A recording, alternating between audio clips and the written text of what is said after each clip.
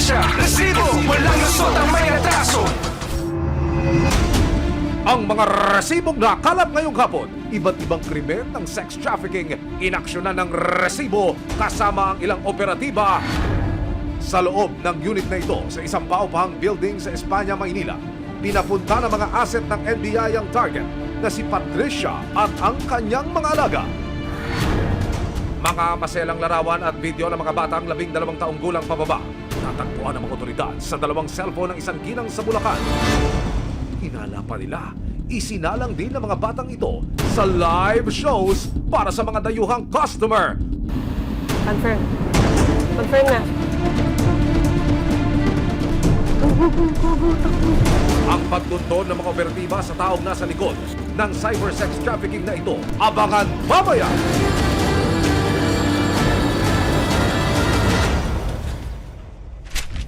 Kaibigan pa bang maituturing kung ang pakay sa iyo'y ibenta ka?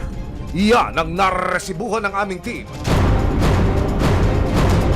Nang mabuking ang pagbebenta di umano ng isang transgender sa mga kaibigan niya para maging prostituted women. Ano man reklamo, bibigyan tugon. Bawat hinaing at problema, hahanapan ng solusyon. Ito ang bago ninyo sandigan, hindi palalampasin ang mga tiwali at maling gawi. Dito, walang ligtas ang abusado at lalong walang lusot ang may atraso. Dahil ang lahat, hahanapan natin ang resibo. Magandang hapon, ako po si Emil Sumangil. Isang entrapment operation ang ikinasa laban sa isang ginang sa May Kawayan, Bulacan na di umano'y online bugaw pala o SEC o Online Sexual Exploitation of Children ang racket ni Mrs. Ang inilalako niya sa mga dayuhan niyang parokyano sa halagang 1,000 pesos. Ang kanyang sariling anak. Matindi ka, Mrs. Marso nitong taon, nakatanggap ng isang tip ang Women and Children Protection Center ng Philippine National Police mula sa Nordic Police and Customs Cooperation. Isang Norwegian national ang naaresto sa kanilang bansa matapos mahulihan ng mahigit 2,000 maseselang litrato at video ng isang menor de edad. At ito ay may device na may lamang folder. Hana ang pangalan ng folder. Nung tiningnan namin, itong mga batang ito ay Filipino. Kaya naman agad nagsagawa ng surveillance ang PNP WCPC para mahanap si Hana at alamin kung sino ang nagbenta ng kanyang masaselang larawan at video. Nang matutunan ng mga otoridad ang kinaroroonan ni Hana, nadiskubre ng PNP WCPC na ang mismong ina ng bata na si Rona ang nasa likod ng cyber sex transactions. Dagdag pa ng mga otoridad, hindi lang pala si Hana ang inaalok di umano ni Rona online, pati ang kanyang 7 taong gulang na anak at 3 menor de edad na pamangkin, pinagkakakitaan din daw ni Rona. Ayon sa impormasyong natanggap ng PNP, nagpadala raw si Rona ng masiselang video at larawan ng mga bata kapalit ng 1,000 hanggang 2,500 pesos. Pero ang mas nakababahala, posible rin daw na isinasalang ang mga bata sa live show sa pamamagitan ng pakikipag-video call sa kliyente. Matapos makalap ang mahalagang impormasyon, wala nang inaksayang oras sa mga otoridad. Kasama ang resibo, nagsagawa ang PNP WCPC ng isang entrapment operation. So our target is to rescue 4 to 6 children and 1 suspect. Susunod! Matapos magpadala ng mga operatiba ng 2,000 piso, Pasensya ng video na. Pasensya ng video. I-play lang natin, tapos video call, then go na po. Confirm. Confirm na.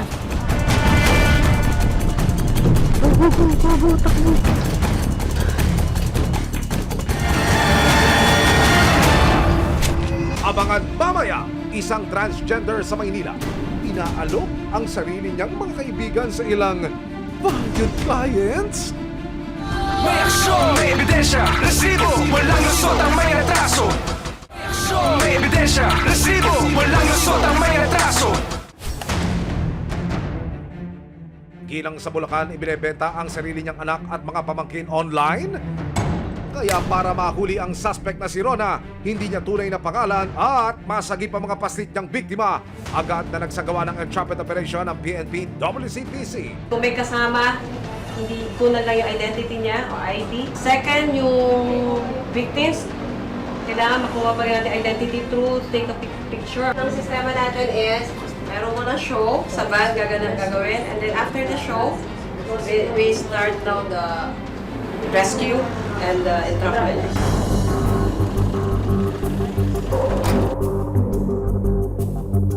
Para matagumpay na ma-entrap ang suspect, kailangan munang pakarapin ni Rona ang bata sa undercover agent na nagpapanggap na kliyente o kaya naman magpadala ng maselang video ng menor.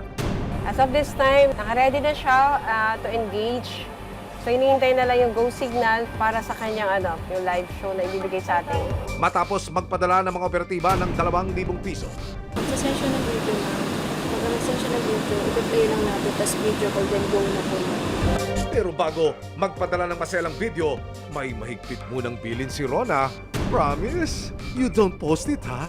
Private only, you and me.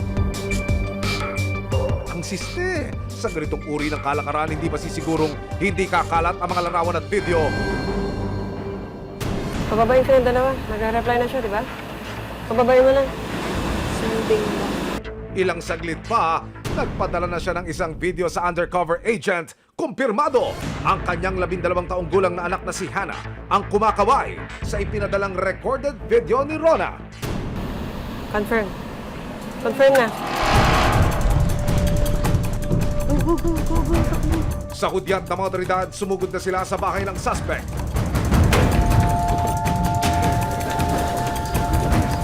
Inaresto na si Rona at binasakan ang kanyang mga karapatan. Ano man ang iyong sasabihin ay maaaring gamitin pabor o laban sa iyo.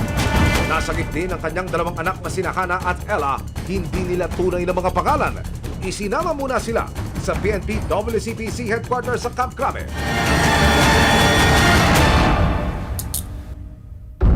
Susunod! Nakapanayam ko si Rona 1 linggo matapos siyang maaresto. Ano ho nagtulak sa inyo ulit? Para ho gawin ito na ultimo yung anak niyo ho, yung sarili niyong laman, ang ibiniugaw niyo na online. Isang transgender woman sa Maynila, binebenta raw ang sarili niyang mga kaibigan. May aksyon, may ebidensya, resibo, walang lusot ang may atraso. May aksyon, may ebidensya, resibo, walang lusot ang may atraso. 1 linggo makarang ilunsad ang rescue operation para po sa 2 menor de edad na ibinubugaw online. Tayo po ay magsasadya ngayon dito sa punong tanggapan ng Luzon Field Unit ng Women and Children Protection Center dito po sa National Headquarters Campo Crame para kamustahin naman ang ina ng mga batang ito na primerong akusado sa kaso. Sa pahintulot ng PNP WCPC, nakapanayam ko si Rona.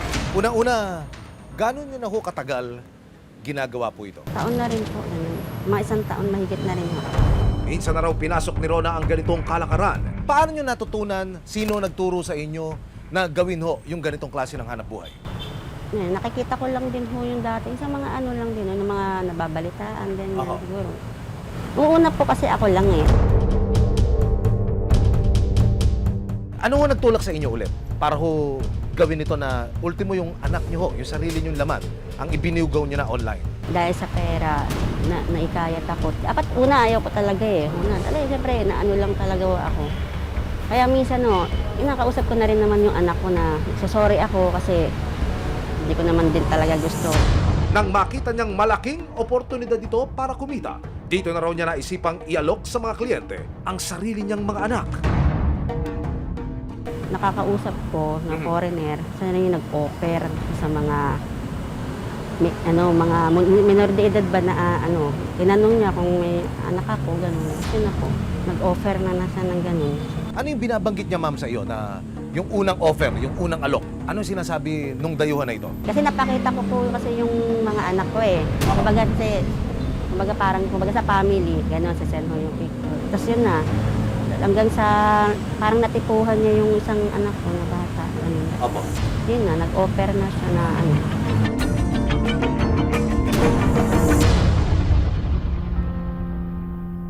Meron ho bang pagsisisi sa inyong kalooban niyo? Pero meron talaga. Tumutulong lang ho ako sa panggastos lang din. Kasi nga, di ba ho, nasa bahay lang naman kasi ako. Gusto ko lang ho makatulong, kaya naman nagawa ko yun. Naharap si Rona sa kasong paglabag sa anti-trafficking in person, violation of RA 9208 at online sexual exploitation of children o RA 11930 kung mapatunayang nagkasala habang buhay na pagkakakulong ang kakarapin niyang parusa. Samantala, ang mga nasa gitna menor de edad na sina Hana at Ella dinala na sa isang shelter. Natutuwa kami na nakaka-recover na sila. Maganda yung recovery nila.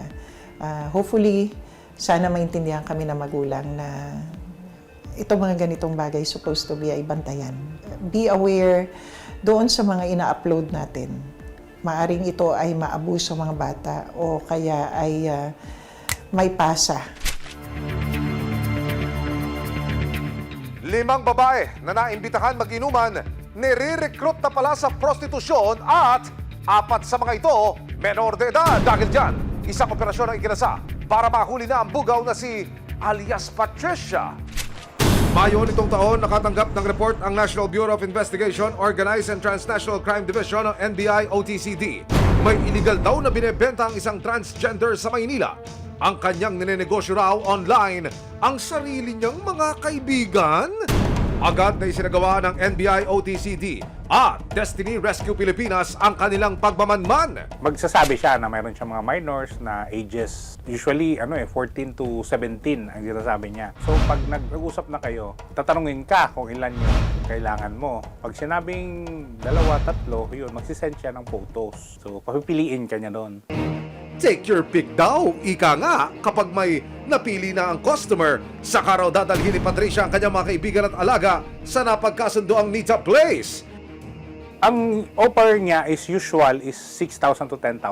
Kasi may finder's fee siya na 5,000. Parang cash on delivery. Pagka-deliver, doon ibibigay yung bayad. July 3, 2024, kasama ang resibo, ikinasa na ng NBI at Destiny ang isang entrapment operation. Si customer ngayon magsasabi kung saan yun dadalhin itong mga victims natin, itong mga babae. Nung next na order na natin, doon na natin tinuloy yung entrapment. Ang play, nag-book ng ladies ang mga asset kay Patricia. At your service daw agad si Patricia, kaya naman... Ngayon, may prior engagement na dito sa subject yung Destiny Rescue. Ang meet up mamaya mga 5 o'clock dito sa Antipolo Street, corner, Espanya. Agad na tumungo sa Espanya sa Maynila ang buong team.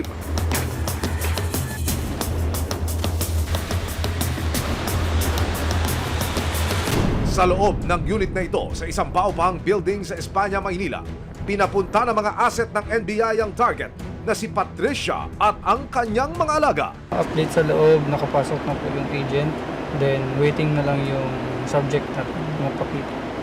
Sa kuwang ito ng resibo mula sa loob ng unit bandang alas 5 ng hapon, makikitang nagigintay ang mga foreigner na asset.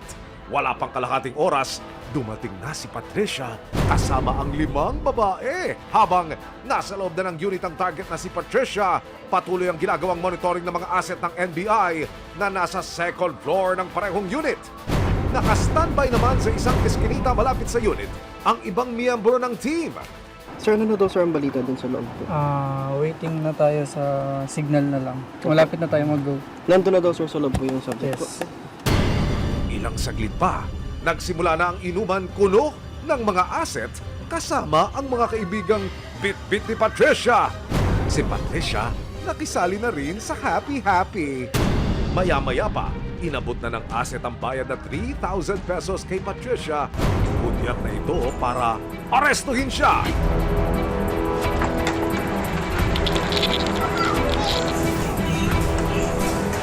Tawag kami ng NBI. Entrapment operation ko. Arestado ka. Yuko na lang kayo, yuko na lang kayo. Na-arresto ka namin, ha? Inuhuli ka namin sa kasong Anti-Online Sexual Abuse and Exploitation of Children Act, Anti-Trafficking in Persons Act, Anti-Child Abuse Law. May karapatan kang manahimik. Ano man sabihin mo ay maaaring gamitin laban sa iyo. Patricia, happy-happy is over! Ang mga social workers sinagip ang 5 babaeng kasama niya. Naka-record ka rin para.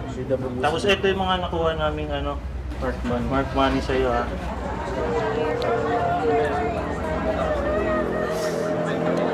Nakapanayam ng resibo si alias Patricia sa loob ng unit. Gate niya, kaibigan niya mga babae at broken-hearted lang daw ang isa sa kanila. Usapan ko kasi inom eh. Nung sinabihan mo sila na magiinom, anong sabi nila sa'yo? Sige lang po, inom lang daw po. Dagdag pa ni Patricia, mga nasa tamang edad na ang kanyang mga kaibigan. May 18, may 19. Meron po bang mas bata pa po sa kanila? Wala. Dinala sa tanggapan ng NBI ang suspect na si alias Patricia kasama ang 5 babaeng kanyang nabiktima umano.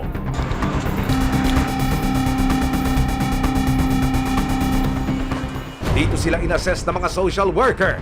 Hindi kami pinahintulutang makapanayam ang mga na-rescue na babae. Pero ayon sa social workers, hirap ng buhay ang dahilan kung bakit sila sumama kay Patricia. Iba-iba sila po ng reason kung bakit sila na-involve dito. Meron pong kailangan ng panggatas po ng anak, meron na naaya lang po ng kaibigan, meron kailangan pong panggamot ng nanay. Ang dalawa naman, Parang bait and switch ang nangyayari. Minsan ang sinasabi lang inuman lang, party lang, ganon. Tapos hindi alam ng bata na i-exploit na pala sila. Because they trust yung subject. sinubukan ulit ng resibo na makapanayam ang suspect na si Patricia habang nasa tanggapan ng NBI. Kailangan daw kasi niya ng pera para sa kanyang pag-aaral. Sabi mo kanina, para yun sa pag-aaral mo. Pati ba yung pati yung sa mga kaibigan mo, ganun din? May anak din po kasi sila. First time mo lang ba itong ginawa? As in first time? Kailangan lang sa pag-aaral. Pero nang tanungin kung magkano ang ipinangakong bayad sa mga tinuturo niyang kaibigan niya, silent mode daw ulit si Patricia. Magkano na pag-usapan yung babayan sa inyo? Pinamedical na rin ang 5 babae. Pag in-examine kasi yung ipin ng ating mga bata, mache-check nung dentist natin kung ito ba ay minor or legal age na. Sa inilabas na dental certificate ng National Bureau of Investigation, Organized and Transnational Crime Division o NBI-OTCD, lumalabas na 4 sa 5 babaeng na-rescue noong July 3, 2024 ay pawang mga menor de edad pa. Ang naging basihan ng NBI-OTCD, ang unerupted third molars o yung hindi pa lumalabas na wisdom teeth ng mga menor de edad na karaniwang makikita na sa mga nasa legal na edad. Naku, Patricia! What have you done to your friends? Kasalukuyang nasa isang shelter sa Mandaluyong City ang mga na-rescue na kababaihan at mananatili sila roon hanggang matapos ang kanilang rehabilitation. Nakakarap si alias Patricia sa patong-patong na kasong paglabag sa Republic Act 11930 o yung Anti-Online Sexual Abuse or Exploitation of Children at Anti-Child Sexual Abuse or Exploitation Materials Act. Paglabag sa Republic Act 9208 o ang Anti-Human Trafficking Law at Republic Act 7610 o ang Special Protection of Children Against Abuse, Exploitation, and Discrimination Act. Nasa pangangalaga naman ng NBI ang suspect na si Patricia. Naghihintay na tayo ng commitment order ng court. Yung sinampa naman natin ng kaso sa kanya ay pinabura naman ng Department of Justice. Paalala ng NBI-OTCD sa mga magulang. Ang payo natin, yung sa mga magulang, i-monitor talaga natin yung activities ng ating mga kabataan. At huwag natin silang pabayaan kasi katulad nito, nasilaw sila sa ganitong gawain at kawawa naman sila dahil pinagsamantalahan sila para ipasok sa ganitong gawain. Kasabay ng pagtugis ng mga otoridad sa mga nasa likod ng sex trafficking sa bansa, isa-isa na rin sanang matulungan ang mga naging bihag ng ganitong kalakaran. Lalong-lalo na ang mga menor na tila inagawan ng kanilang kamusmusan.